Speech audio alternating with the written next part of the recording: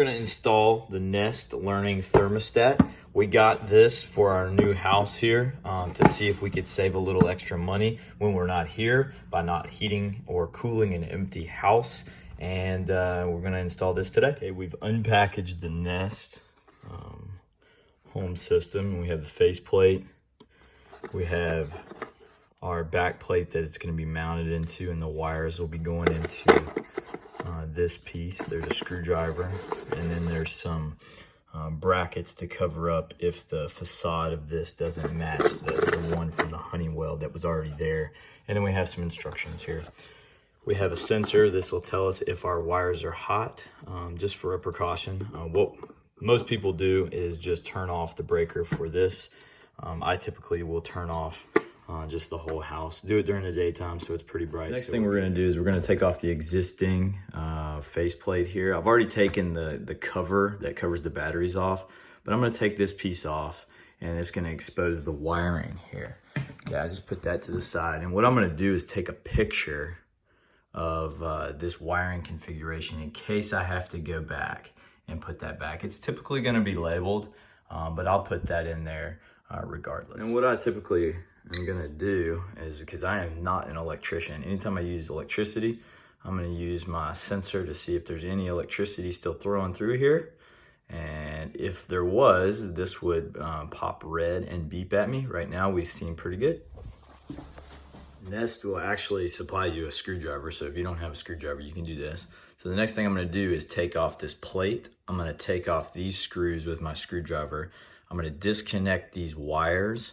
And then here in a second, I'm gonna show you, I'm gonna label these wires with some stickers that Nest provides. All right, I've got the old Honeywell sensor off. And what I'm gonna do is just make sure these are straight. Okay, again, there's no power obviously here. You can notice how many times that this house has been painted through the years and they haven't taken this off. So this is where we could take a minute and paint to match, or they have the little shroud that goes around this that comes with it. And that's what we're gonna use in this case. Okay, so it's important to note here.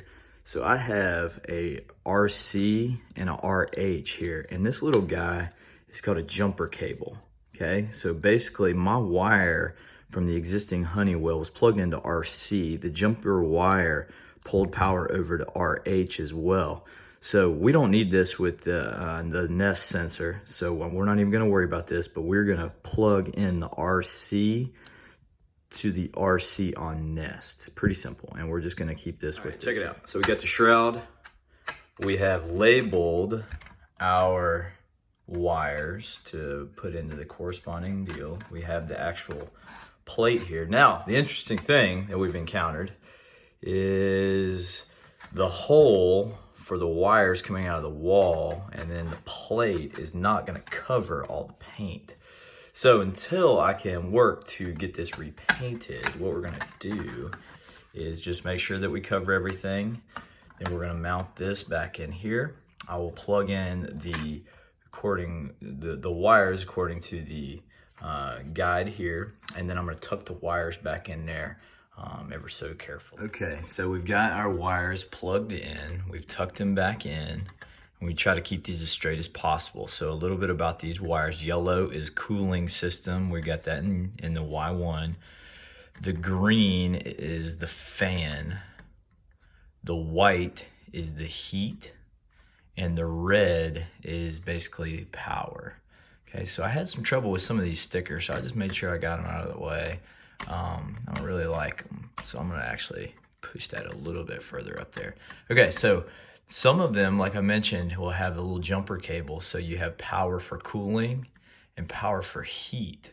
So this Nest is made to only allow one wire to go in each one of these holes. We'll never use a jumper wire. So after reading about this, they basically have an internal jumper wire that will go from RC to RH. So you only have to plug it into one. And from what I'm reading, it doesn't matter which one. So what I've done is I'm plugging it into the same one that we had in the Honeywell. So we've got these configured in this case right here. Okay, so bam.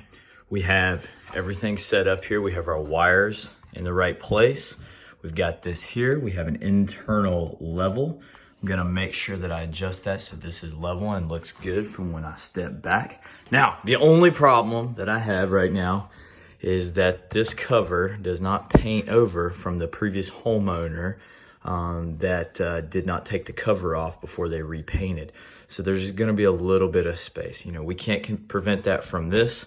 So what I'm gonna do is, as we continue to make some adjustments to the home, we will basically just take this off and make sure we're really detailed around this, and then this will disappear. But for the time being, we're wired up and we're ready to move to one of the last steps. We've got it all set. So it's pretty intuitive, the instructions on how to get everything set. Once it's wired, once it's good to go, it'll walk you through connecting to your Wi-Fi. It'll walk you through connecting to your app, and we're good to go. Nest Thermostat.